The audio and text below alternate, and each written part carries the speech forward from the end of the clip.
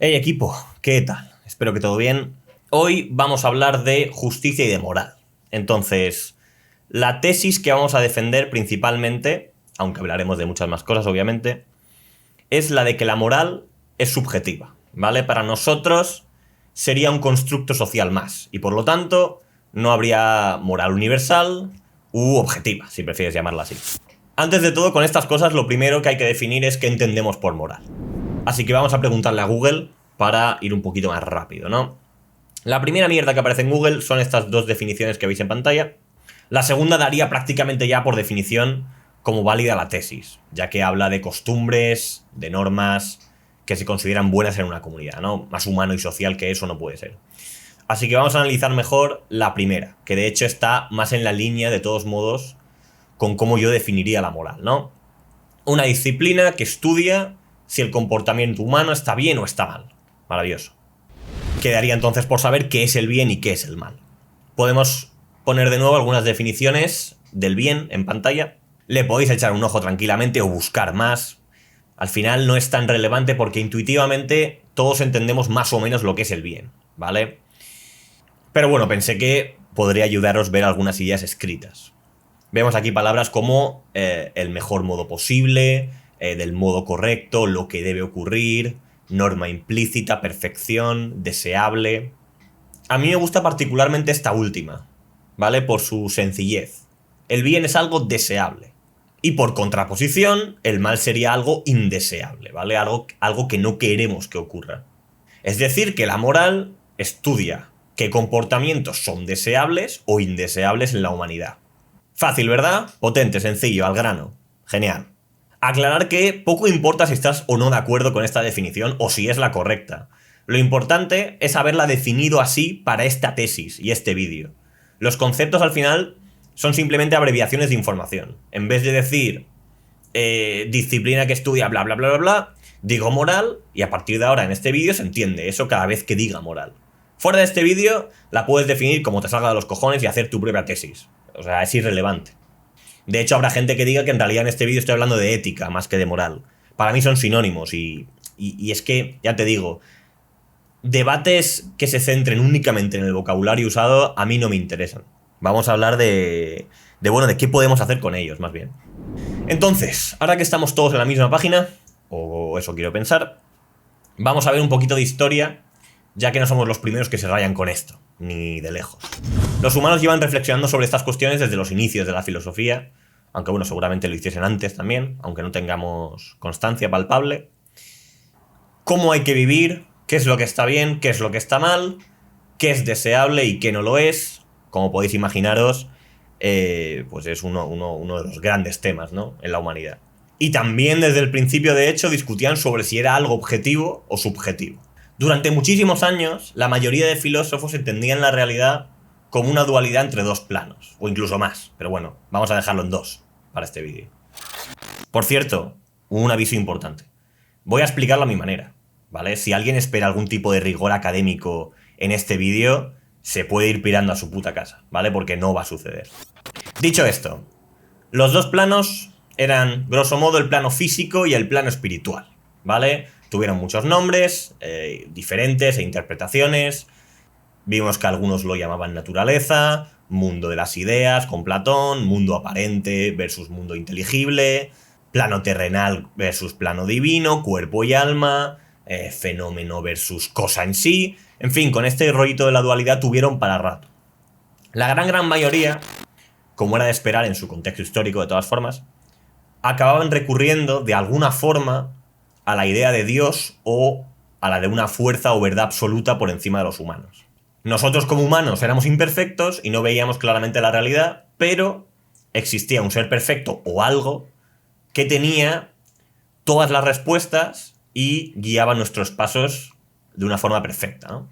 Las triquiñuelas argumentales para justificar la existencia de Dios fueron espectaculares y las hubo de todo tipo. Hubo gente que lo intentó hacer mediante la lógica o la razón, como Descartes, que me parece obviamente un disparate, pero muchos acabaron en una cuestión puramente de fe, ¿no? Que no es por ello menos importante tampoco. Durante años tenemos que la religión fue una brújula moral, prácticamente. El comportamiento deseable era el que seguía las pautas del Señor y el indeseable el que no. Con ciertos matices, obviamente, no todas las sociedades del mundo funcionan así. Pero bueno, que la influencia de las religiones fue fundamental en el asunto, yo creo que es indiscutible, ¿no? Además, voy más allá. No serían tan malas esas pautas religiosas si ahora estamos aquí y hemos llegado donde hemos llegado, ¿no? Pero bueno, pasan los años y esta idea dominante de Dios va perdiendo fuelle. Los filósofos empiezan a decir que son agnósticos, que hablando un poco de todo, diría en realidad que es la posición más correcta científicamente. Decir que eres ateo tiene más bien... Es más bien un símbolo que rigor científico en realidad. Pero bueno, yo digo que soy ateo por eso precisamente, ¿no? Para cortar de raíz cualquier atisbo de debate. Pese a que considero que no es una posición científica del todo. En parte porque Dios no está bien definido y es muy difícil contraargumentar su existencia, pero bueno, en fin, no es el tema del vídeo. ¿Qué estaba diciendo? Los filósofos que empiezan a hartarse de Dios. Entonces Hegel empieza a liarla bastante, llega Marx, materialismo dialéctico, materialismo histórico, pum pum pum, la peña se empieza a dejar de tonterías, todo es materia, no hay alma ni hostias en vinagre. Se empieza a acabar el dualismo y llega el monismo, con Nietzsche poniendo el broche final y matando a Dios. A ver, no estoy de acuerdo con todo el pensamiento de Nietzsche, pero creo que en lo que sí que la clavó fue en explicar cómo los humanos realmente se habían olvidado de que estaban debatiendo sobre la existencia de conceptos que ellos mismos habían creado. Es decir, está claro que los humanos necesitan organizar y etiquetar la realidad para poder entenderla, ¿vale? Hasta ahí bien. El problema es cuando te olvidas que esa organización la has hecho tú. Es puramente humana. Esas etiquetas que estás debatiendo son puramente herramientas que has creado tú para entender la realidad. No son la verdad, no hay verdades absolutas, ni Dios ni alma. Solo un caos material y terrenal que los humanos han tratado de categorizar. O eso decía Nietzsche por lo menos. Yo defiendo esa forma de pensar, aunque bueno, como sabéis, caos como tal no lo llamaría. Pero lo que sí que tengo claro es que todas estas, digamos, disciplinas que crea el humano son simplemente eso, herramientas para funcionar. No van más allá de una creación humana. Pero bueno, de todas formas, fijaros si es un debate, digamos, importante o trascendental que a día de hoy sigue estando presente en nuestras vidas, ¿no? Ese dualismo contra monismo, cuerpo, alma, espíritu, Dios, religiones, supersticiones, lo que es la conciencia, los materialistas contra los idealistas. Nada de esto está totalmente resuelto, pese a que ciertas ideas estén cada vez más débiles, en mi opinión. Toda esta introducción era para que vieseis un poco de dónde partimos, ¿no? A nivel de referencias y de forma de pensar, aunque no creo que sea una sorpresa muy grande para nadie ya, llegados a este punto. Yo te podría decir, yo que sé, que soy empirista, monista, materialista y en última instancia determinista, por ejemplo, ¿no? Pero eso no es un argumento, es simplemente una preferencia, y ni siquiera absoluta, es decir, estoy abierto a todo tipo de ideas y al error de las propias. O sea, no hace falta suscribir al 100% ninguno de estos conceptos, porque como digo, son herramientas, las usas cuando hacen falta y cuando no las usas. Así que, en vez de citar a Marx, Nietzsche o Hegel, entre muchos otros, vamos a intentar razonar esta tesis con nuestras propias palabras y argumentos, ¿no? Que es mucho más interesante y nutritivo para la mente, ¿no? Al final, poner una cita de Marx y decir, pues mira, yo pienso así porque Marx escribió esto hace no sé cuántos años. Pues bueno, está bien, ¿vale? Obviamente no va a haber pensamientos nuevos, a menudo. Todo lo que vaya a decir lo habrá dicho otra persona. Pero está bien descubrirlo a posteriori, está bien sacar una idea y al cabo de los años ver que otro autor dijo casi exactamente lo mismo que tú, pero al menos no le copiaste, o no conscientemente. Pero bueno, me dejo de historias. A ver, la idea de este vídeo surgió en realidad a raíz de una de las múltiples discusiones que he tenido con mis amigos, que sabéis que son una fuente de inspiración importante. Así que vamos a coger alguna idea de ahí. Un colega defendía la idea de moral universal. De hecho, se tomó literalmente la palabra universal, es decir, para él existía una moral aplicable en todo el universo, para cualquier tipo de ser, en cualquier parte de la infinidad del universo. O, dicho de otra forma, todos los seres del universo entenderían lo mismo por bien y por mal. Ok, vamos a empezar por aquí, que es la parte un poco más fantasiosa, pero que nos sirve para introducir algunas ideas. A ver, los humanos somos seres bastante específicos, para empezar. Vemos la realidad como una sucesión lineal de espacio-tiempos. O dicho de otra forma, experimentamos el tiempo en una única dirección y de forma constante en 3 dimensiones únicamente. Cosa que, aunque a nosotros nos parezca supernatural, no tiene por qué ser la norma en el universo. Pero no hace falta irse tan lejos. Incluso en la Tierra tenemos una biología determinada como especie, es decir, con sus 5 sentidos delimitados y un cerebro que funciona de una forma concreta y específica. Una especificidad que no comparten todas las especies en la Tierra. A lo que voy es que la experiencia humana, o el punto de vista humano, no es una experiencia universal. Es simplemente eso, una experiencia más, una percepción limitada y concreta de una especie en un punto del universo. No estamos mal, ¿vale? De hecho, por lo visto, estamos bastante bien. Pero nos podemos imaginar fácilmente a seres muchísimo más poderosos y capaces que nosotros.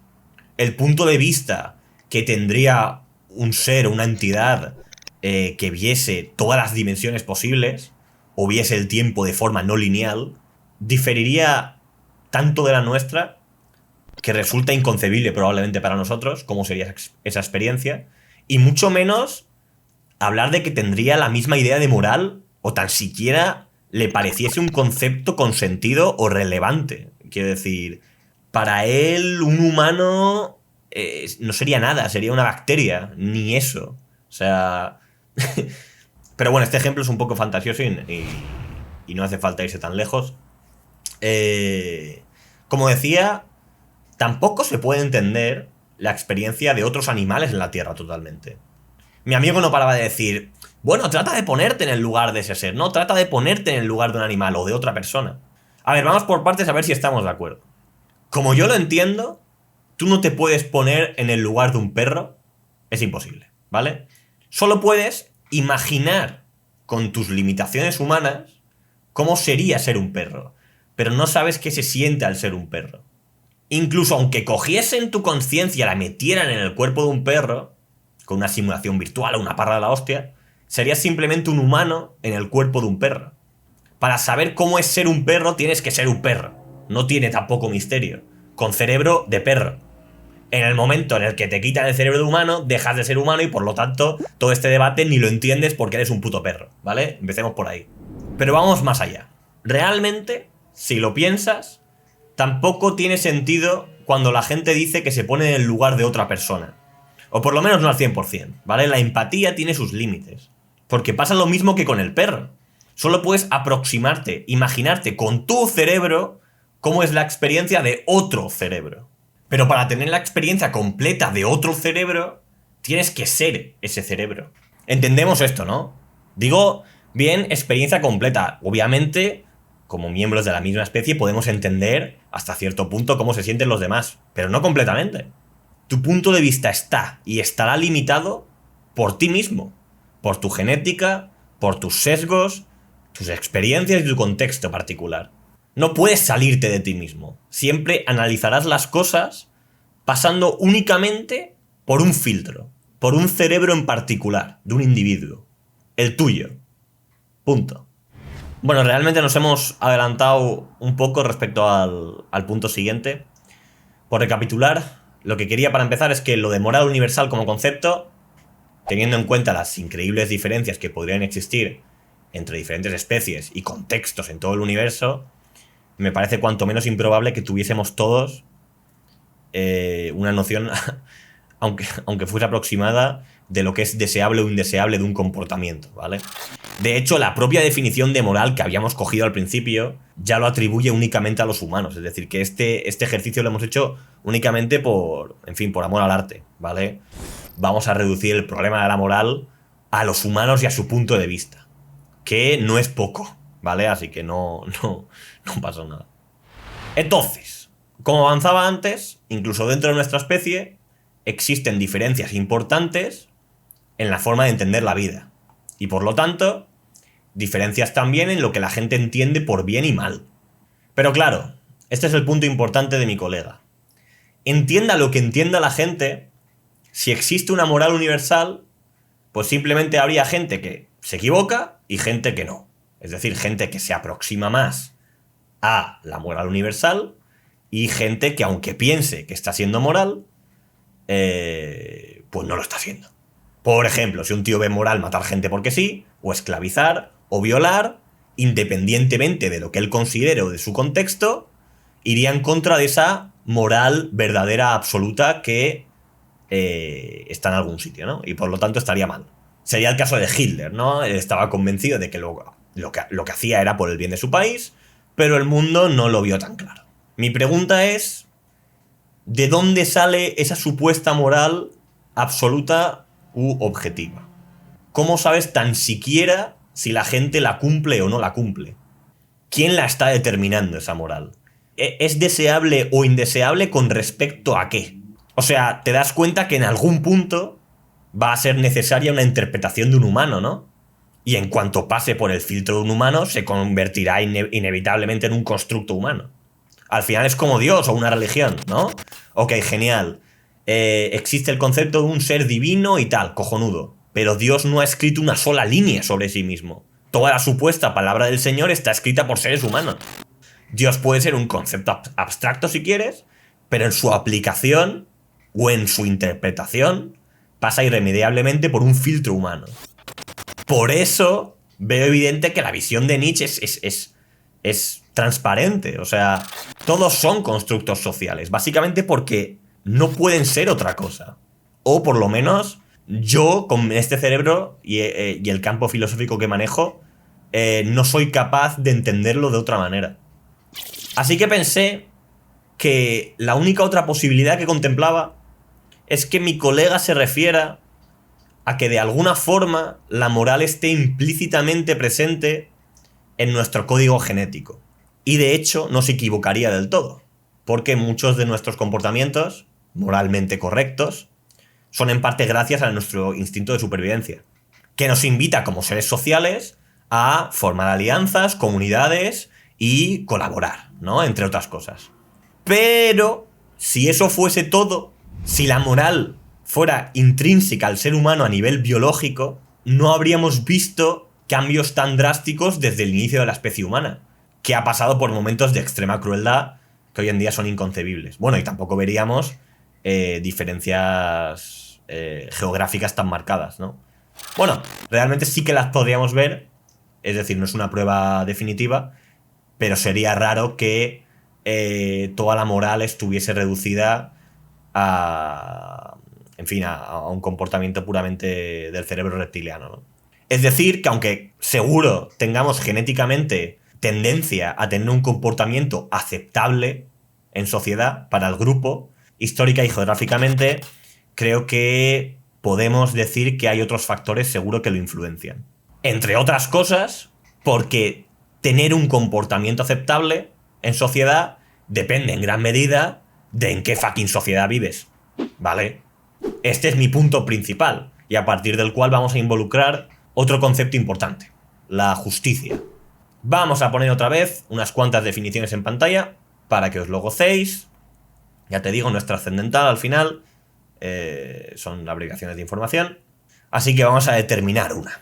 Mi colega piensa que la justicia sí que es un constructo social. No sé muy bien por qué esto sí y lo otro no.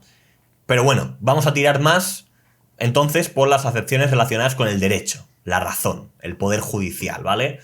Ya que mi amigo y yo aquí estamos en la misma página. Pero por dejar clara una definición, yo definiría la justicia en este vídeo como un sistema creado por el hombre para resolver conflictos morales de cualquier ámbito entre individuos. Es un poco para lo que se creó, ¿no? Dos personas o más que no estaban de acuerdo sobre lo bueno o lo deseable de una situación, ¿vale? Pues no tenían mucha opción. Realmente se daban de hostias o se mataban. Y, bueno, pues era la moral del ganador la que prevalecía en la historia, ¿no? En algún momento la humanidad pensó, esto igual es un poco cutre. Vamos a intentar acordar unas reglas para que los conflictos entre personas no se decían a base de hostias, ¿vale? Porque si no, Mike Tyson habría ganado pues todos sus juicios, ¿no? Así que para poder elevarnos un poco como civilización, vamos a ver qué podemos hacer. Perfecto, maravilloso. Ahora bien, ¿la justicia es perfecta? Ni de puta coña. Está lejos de serlo, ¿vale? En eso estamos de acuerdo todos.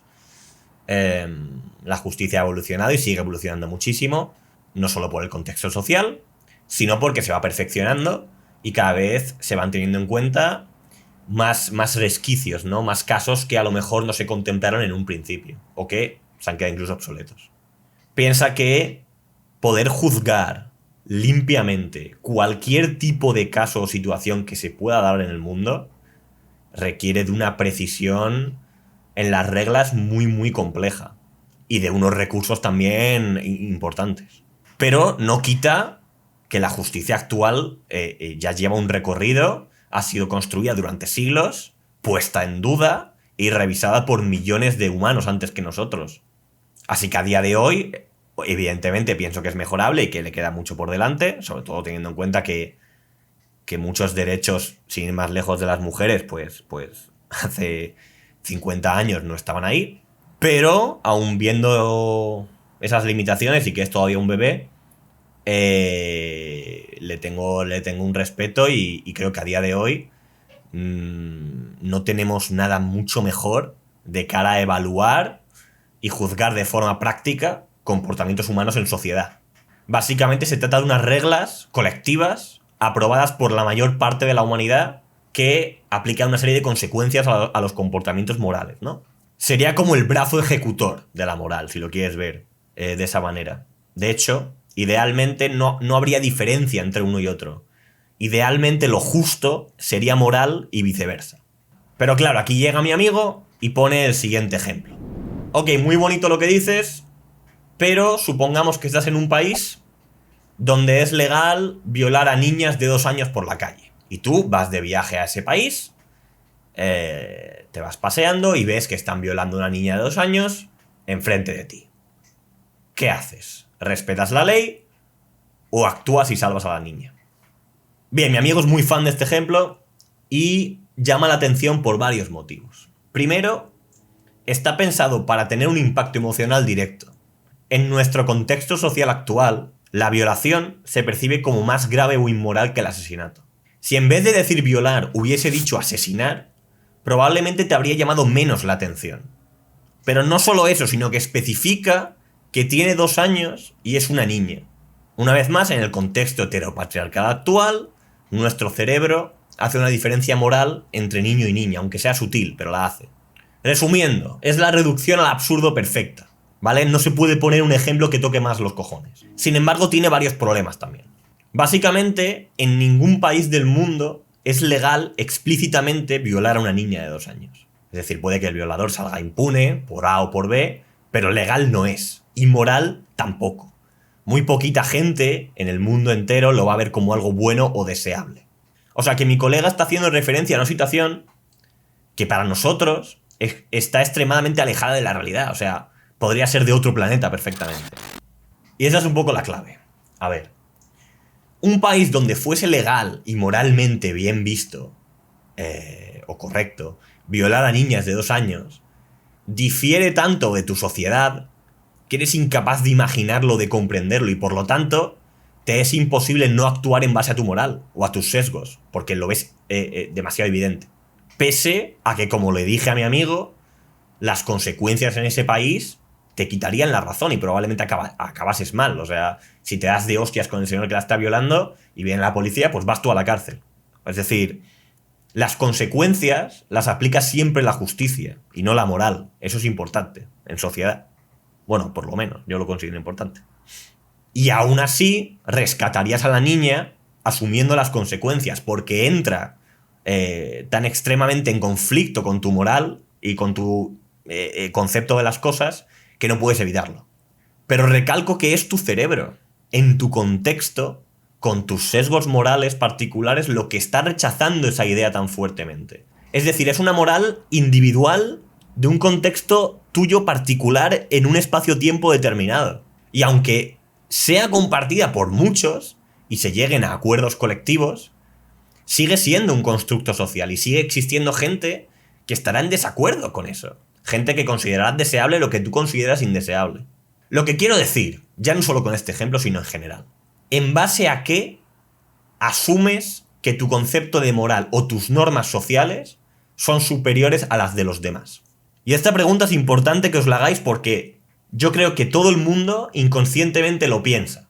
Y este fenómeno, de hecho, tiene relación con algo que se llama etnocentrismo, que lo definen tal que así. Actitud del grupo, raza o sociedad que presupone su superioridad sobre las demás y hace de la cultura propia el criterio exclusivo para interpretar y valorar la cultura y los comportamientos de otros grupos, razas o sociedades. Es algo a lo que los sociólogos le han dado buenas vueltas y no es para menos. Es un problema, como decía, mucho más presente de lo que pensamos. En particular diría que la sociedad occidental pretende constantemente ser ese punto de referencia para todo. Y no se sustenta en prácticamente nada objetivo. Y aún así nos permitimos el lujo de dar lecciones a otras culturas de cómo tienen que comportarse y sobre si es moral o no ese comportamiento. Y se ha hecho durante toda la historia, además. La peña que iba de salvadora para evangelizar a los pobres salvajes que estaban en taparrabos, ¿no? Pobrecitos. ¿Quién coño se pensaban que eran? Te lo digo así de claro y te lo pregunto. ¿Quién coño te piensas que eres para ir a América del Sur y pensar que, bueno, que joder, que tienes que es tu deber enseñarles cosas y que no lo están haciendo bien? O sea, es que no hay por dónde cogerlo. Vamos a poner algún ejemplo extremo, aunque no tanto como el de antes. Imagina una isla de caníbales, ¿vale? Que cuando tienen, yo qué sé, un combate con otra tribu, ¿no? Pues después de la batalla consumen su corazón o cualquier otro órgano o resto, ¿no? De los caídos. Ya sea por motivos espirituales o simplemente porque les sale de los cojones comer humanos. Y bueno, ¿qué coño? Tampoco tiene que ser después de una batalla. A lo mejor cazando, un miembro de la tribu tiene algún accidente, los mata un animal o se cae y se da con el pico una piedra y pues sus compañeros deciden aprovechar el cuerpo. Entonces la reacción esperada occidental es una de repulsa, ¿no? Sientes rechazo hacia la idea de comerte a un humano. No lo ves bien. ¿Pero por qué no lo ves bien? ¿Qué razón o argumento universal que no sea puro subjetivismo puedes darme para ir a esa tribu y decirles: lo que hacéis no me parece bien? Al igual que rechazas la idea de comer perro o gato simplemente porque en tu cultura es lo deseable. Eso no hace que sea intrínsecamente inmoral, cosa que se comprueba rápido, de hecho, en el resto de países que a lo mejor veneran a otro tipo de animales que tú te comes tranquilamente. Creo que en algún otro vídeo lo he comentado, pero con el tema del incesto más de lo mismo. En la sociedad occidental, obviando el hecho de que no piensas tener hijos con tu prima, ¿qué hay de intrínsecamente inmoral en tener sexo consentido con familiares? Lo que te hace verlo mal es básicamente porque te han dicho que está mal. Tu moral es producto de un montón de enseñanzas, normas, ritos, religión, supersticiones, como quieras llamarlo, que se van arrastrando de generación en generación. Y podríamos dar montones de ejemplos de etnocentrismo. Del Islam y su cultura se habla mucho, pero realmente en cuanto te alejas lo suficiente de tu ciudad, vas a poder ver valores morales de todo tipo y color. De ahí que insista en que no veo nada universal o definitivo. Ves moral lo que te han enseñado que lo es, en un contexto, con tus limitaciones humanas y tus genes. Básicamente porque eso es a todo lo que aspiras, eso es todo lo que hay. No das para más. No, los humanos no son seres de luz. O sea, no puedes sacar ideas de la nada.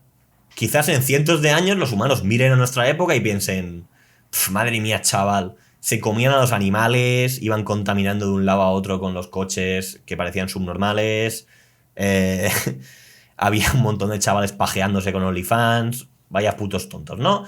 Vale, por ejemplo. Probablemente dirían muchísimas más barbaridades. Al igual que nosotros, miramos ahora la esclavitud y la quema de brujas con esos ojos. En definitiva, lo que quiero transmitir, la distinción que quiero hacer es que la moral sería algo más bien individual y contextual, como yo lo entiendo, ¿eh? Y la justicia, una simplificación o generalización de esa moral para aplicarla en sociedad colectivamente. Pongo un par de ejemplos para que se entienda mejor. La ley dice en España que los menores de 18 años no pueden votar. En cambio, intuitivamente, la moral, es decir, lo deseable, sería que cualquier persona que ya tenga una madurez suficiente, con unas ciertas capacidades o entendimiento de política del mundo, si quieres, pudiese votar. Eso sería deseable, ¿verdad? Que bueno, incluso esto es debatible, pero para el ejemplo seguidme el rollo. ¿Qué ocurre? Que no en todos los casos cuadran ambas, ya que alguien menor de 18 años podría cumplir ya esos requisitos de sobra, o incluso al revés, que alguien de 30 fuese un completo inútil. La moral se fijaría en el caso por caso, y sería inmoral para nosotros que un genio de 15 años no votase, pero la justicia simplifica las cosas asumiendo un margen de error que puede ser más o menos aceptable, ya que no tiene recursos infinitos, ni el tiempo para evaluar cada caso individualmente.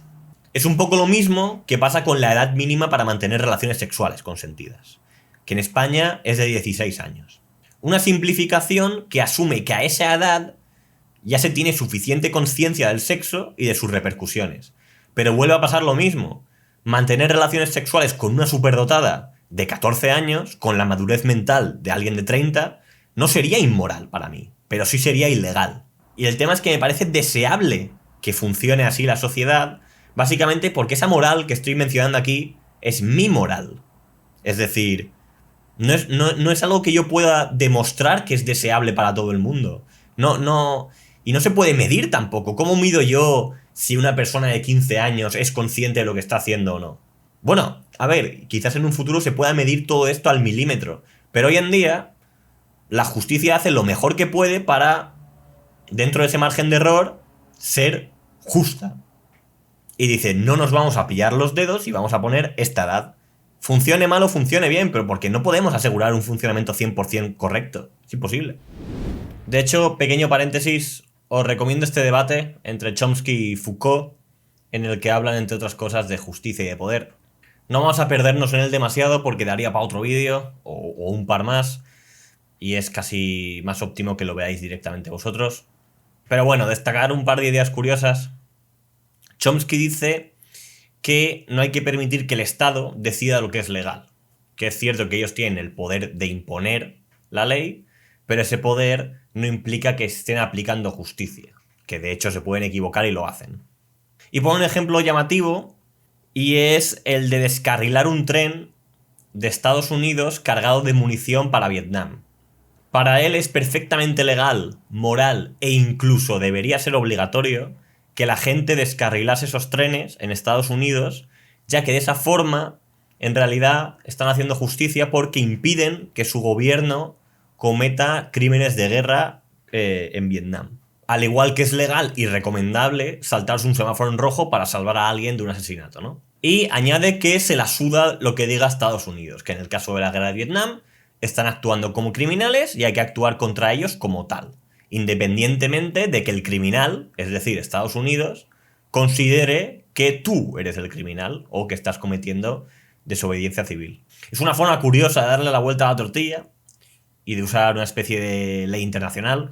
Habla de una cierta justicia ideal que me recordó a la justicia universal de mi compañero, aunque bueno, Chomsky lo matiza un poco diciendo que simplemente sería otra justicia un poquito mejor, que no sería la definitiva y que tendría sus problemas y tal. O sea, simplemente lo ve como un avance, ¿no? Pero se presenta un poco el mismo problema de siempre. Foucault le dice, vale, o sea que quieres aplicar una justicia más justa que la que se está aplicando ahora. ¿En base a qué? A tus cojones, de nuevo. Es decir, ok, vayamos a juzgar a los que juzgan. Juzguemos al Estado, juzguemos a la policía, al ejército, y luego ¿quién te juzga a ti? Es decir, siempre habrá un conjunto de humanos final que determine subjetivamente si está bien o mal y cuya decisión sea definitiva. Si no, la sociedad sería un desmadre. Quiero decir, tendrías que encontrar un modelo que no fuera jerárquico de justicia. Pero no se me ocurre ahora cómo podrías hacer un sistema judicial horizontal. Es decir, y que funcionase bien. O sea, podrías hacer un sistema, o sea, una justicia democrática en la que votase, yo qué sé, pues un jurado popular y decidiese, yo qué sé, que imagínate que para cada caso tuviese que votar, yo qué sé, más de la mitad de España para decidir si alguien va a la cárcel o no, pero eso no es moral, es decir, no es deseable. Una decisión democrática no significa que sea una decisión más inteligente. Podrían perfectamente, si estamos en un contexto fascista, pues votar para absolver a un violador o lo que fuera, quiero decir. Tal vez haciendo una IA lo suficientemente sofisticada, pero al final las inteligencias artificiales las diseñan humanos también, con objetivos humanos. Se podría pensar en una manera de justicia horizontal que no fuera jerárquica, pero estarás de acuerdo conmigo en que ahora mismo en esta época no es del todo viable. Otra idea que decía Foucault es que más que de justicia era una cuestión de poder. Que en realidad la justicia, tal y como la entiende él, simplemente era una herramienta de la clase dominante. Es decir, la justicia la determinaban los poderosos. Y el proletariado no se alza en armas porque sea justo, sino porque quiere simplemente adquirir ese poder por primera vez en su historia, ¿no? Yo estoy un poco por aquí. Yo sí que creo que obviamente las leyes las deciden la clase dominante o mayoritaria. Eso, a ver, es evidente, ¿no? Al final es todo lucha de clases. Se intenta hacer lo más justo posible, pero siempre hay unos intereses y la historia la escriben los ganadores y las leyes un poquito también, ¿no? Pese a que es mucho más suave. Pero lo que comentaba antes, ¿no? Al pensar que es un constructo social, es inevitable pensar que evidentemente las leyes cambiarían en función de los intereses de quien está en el poder, ¿no? Y por eso al final no es tanto una lucha de justicia, sino de poder, de ver quién toma el poder y al final determina su moral. En fin, ya te digo, hablan de muchas cosas. Es un debate que por lo menos el vídeo más largo que he visto es hora y 10. Hablan de naturaleza humana, tocan de refilón algunos temas que hemos visto en este vídeo, aunque desde otro enfoque y en otros términos. No entienden lo mismo por justicia que nosotros, lo usan en un aspecto más amplio y en fin. Y obviamente tienen muchísimo más nivel que nosotros, ¿vale? Es evidente. Así que nada, era simplemente para recomendarlo como curiosidad, lo dejaré en la descripción y le echáis un vistazo por si os interesa. Finalmente, la última posibilidad o debate que quiero abrir respecto a este concepto de moral universal sería que si, pese a considerar la moral y la justicia como constructos sociales que cambian, evolucionan y dependen del contexto e interpretación humanas, la pregunta es si puede tener un fin esa evolución. Es decir, si puede llegar a un estado definitivo y estable. Si con el paso del tiempo y el desarrollo humano se podría dar una moral y justicia perfectas, que ya no cambiasen nunca más. Y que por lo tanto se parecería mucho al concepto de moral universal que comentaba mi amigo, ¿no? Esta es la pregunta más difícil y que menos clara tengo del vídeo con diferencia. Por un lado, considero que el mundo no parará de cambiar, que siempre se plantearán nuevos retos y situaciones y que por lo tanto la justicia y la moral se irán adaptando. Sobre todo si nos convertimos en una civilización interplanetaria, la vida podría ser muy diferente de planeta a planeta o incluso, vete a saber, entre sistemas solares, entre galaxias. Hay científicos que consideran incluso que si pasa eso, con el paso del tiempo podrían de hecho separarse los humanos. Es decir, se crearían diferentes especies que no podrían reproducirse entre ellos, vamos. Imagínate todas las movidas que podría haber legales y morales en ese contexto, ¿no? Se te explota la cabeza. Pero por otro lado, en cierta medida también me puedo imaginar una especie de estado perfecto en el que se maximiza el bienestar de todos los humanos y se crea un balance moral eterno, ¿no? Lo más deseable para todos eternamente. Me viene a la mente, de hecho, un cuento, que no sé si viene al caso del todo, pero me llamó la atención y era... Nada, es corto, es... Unos niños se encuentran una cesta llena de avellanas. Total, que están ahí peleándose y no se aclaran en cómo repartírselas. A esto que llega Nasruddin, que es un maestro sabio de estos de la hostia, y le piden consejo. Nasruddin dice, vale, pero a ver, ¿Queréis repartirlas en base a la justicia divina o a la justicia de los hombres? Los niños, sin dudarlo, dicen la divina, la divina. Y Nasruddin coge y dice, vale. Y le da media cesta de avellanas a uno, un cuarto de la cesta a otro, un puñadico de nada al tercero y absolutamente ninguna avellana para el cuarto. Los niños se quedan con cara de what the fuck y dicen, ¿pero qué cojones es esta mierda? ¿Qué has hecho? Y el pavo dice, pues eso, haceros caso, repartirlo según la justicia divina. Y se pira. Entonces, a ver, el cuento tiene varias interpretaciones. Yo la que saqué, o la que saqué que viene al caso ahora, fue la siguiente. Si se pudiese calcular exactamente quién necesita más las avellanas o quién las va a aprovechar mejor, según sus circunstancias, la justicia divina, para mí, en este caso, habría consistido en eso, en tener en cuenta todo. Probablemente al niño que le da la mitad de la cesta sería un niño pobre o que se las merece mucho más por lo que sea, ¿no? Pegaría además con el rollito comunista y determinista, de hecho. Es decir, si se pudiese calcular y tener en cuenta todas las variables de todos los seres humanos, se podrían repartir recursos y lograr lo más deseable para cada ser humano en función de su contexto y de su genética. Que no tendría por qué ser equitativo, ojo. Es decir, lo más deseable podría ser cosas injustas directamente. O injustas por lo menos desde nuestra perspectiva actual, ¿no? Igual que a los niños les ha parecido injusto la decisión de Nasruddin. De hecho, vamos a profundizar un poquito más en esta pequeña fantasía. Discutí con un colega lo siguiente. Imaginemos una máquina o un dios todopoderoso que pudiese tener en cuenta todas las variables posibles. Recalco bien todas, ¿vale? Sé que es difícil de imaginar, pero es una máquina que lo tiene todo en cuenta. Incluido, por supuesto, lo que cada individuo entiende por bien y mal. Es decir, que tiene en cuenta la subjetividad humana, que, como ya os podéis imaginar, es simplemente una forma de entendernos. Desde un enfoque determinista, por ejemplo, no tendría sentido hablar de algo subjetivo, ¿vale? La moral de cada civilización sería producto de miles de factores previos. Cada individuo no elegiría su moral, simplemente le tocaría una, por así decirlo. Pero bueno, vamos al lío. Mi colega me lo trató de explicar con este ejemplo, inspirado en el concepto económico de curva límite.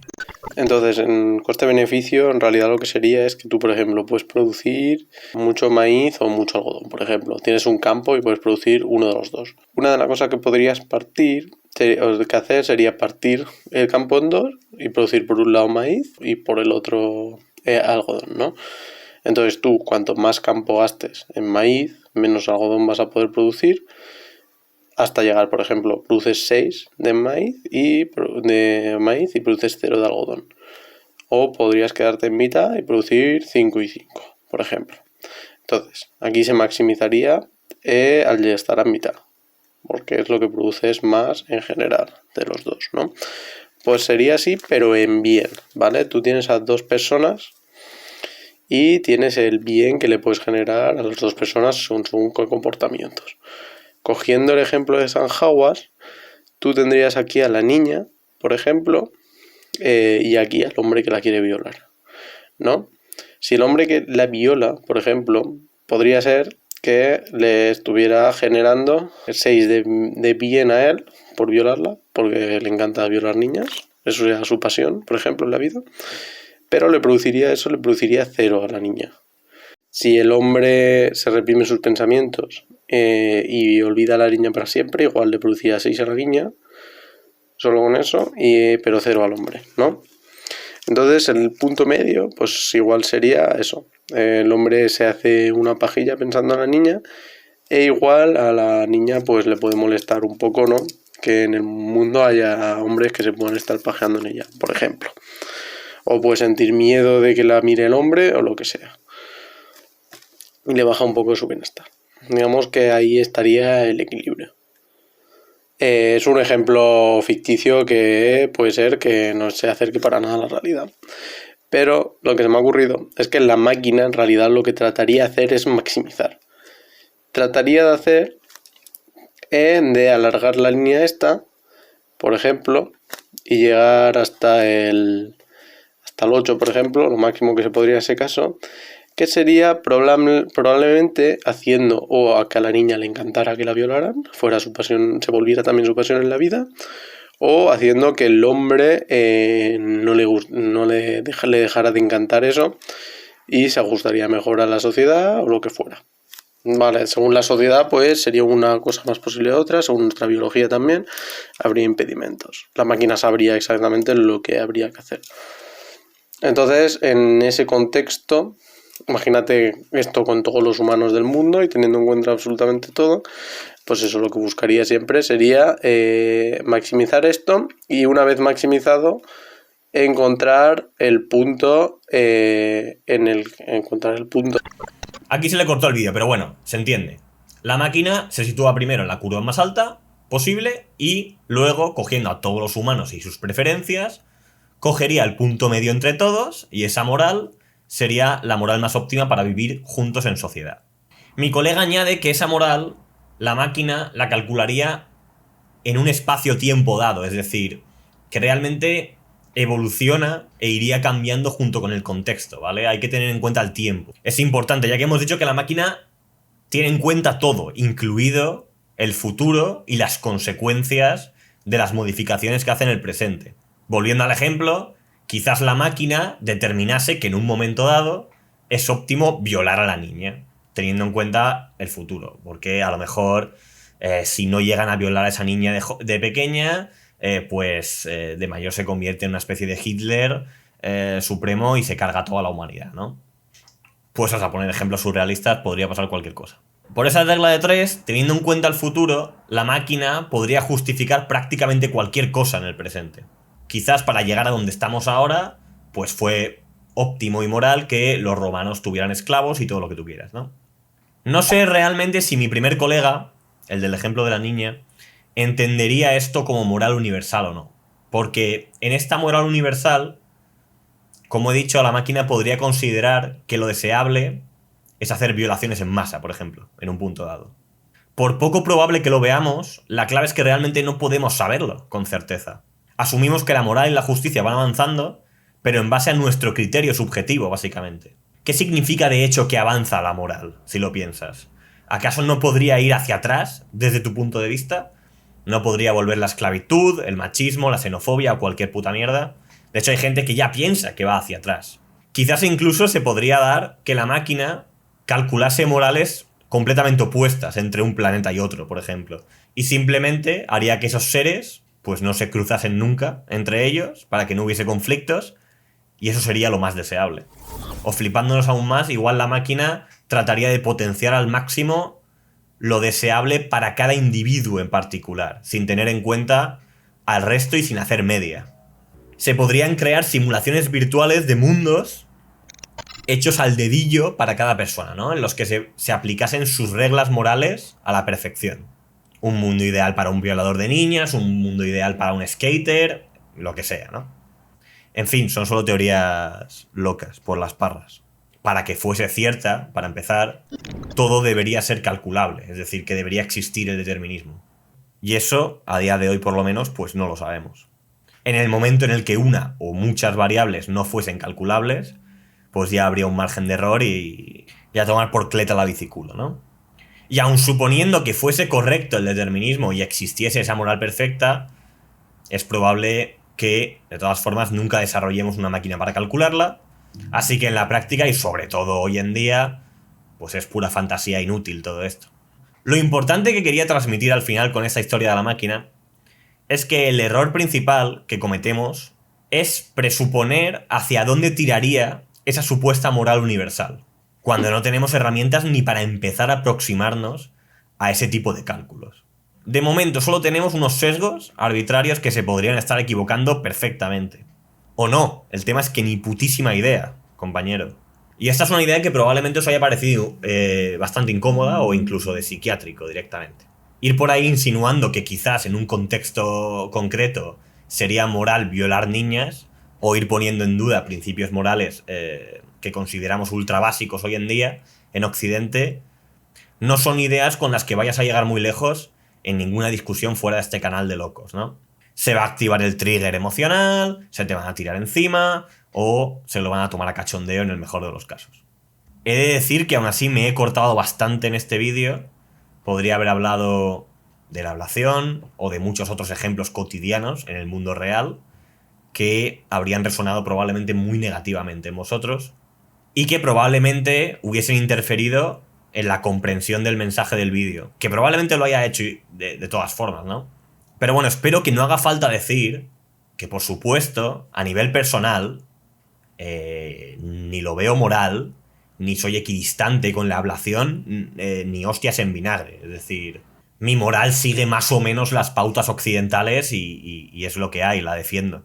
Pero eso no me impide pensar más allá y de hecho os pido a vosotros que vayáis un poquito más allá de esa moral, que no os quedéis en la primera emoción, que no os quedéis en lo que ya sabéis o creéis que sabéis sobre el mundo, dadle una vuelta, abstraeros lo máximo posible de vuestros sesgos y tratad de verlo desde una perspectiva diferente. Y si aún así veis que la he cagado mucho, sin problemas, os veo en los comentarios, como siempre.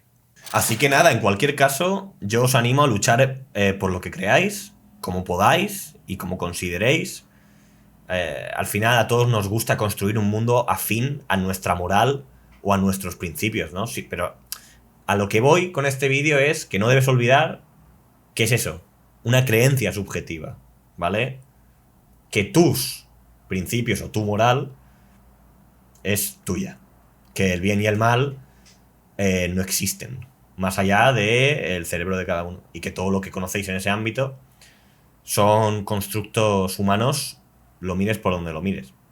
Que no por ello dejan de ser importantes, al contrario. Como decía Nietzsche, son herramientas valiosísimas para entender y moldear el mundo. Pero no dejan de ser eso, tío, herramientas. No son ninguna verdad universal. Y que de hecho no necesitamos esas verdades universales. Con las verdades humanas nos basta y nos sobra. Sobre todo si las vamos desarrollando y joder, y contrastando cada vez más entre todos. Para despedirme, os dejo de manera excepcional un extracto de Aime, ¿vale? Que no sé si la conoceréis. Para mí es una, en fin, una creadora de contenido que personalmente respeto.